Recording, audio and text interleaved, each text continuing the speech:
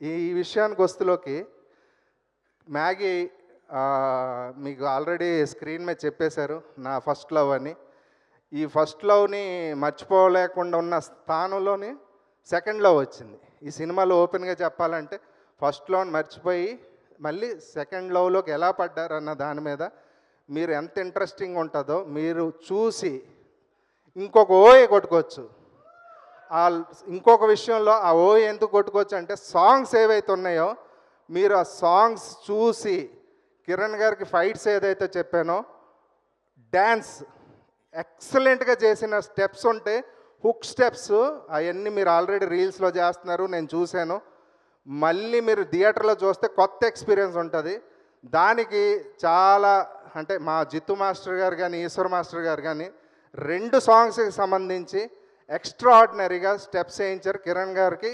ఇప్పుడు వరకు వచ్చిన 9 సినిమాలు ఒక ఎత్తు అయితే ఇది ఒక్క సినిమా ఒక ఎత్తు. ఏ కిరణ్ కరెక్టేనా? డన్.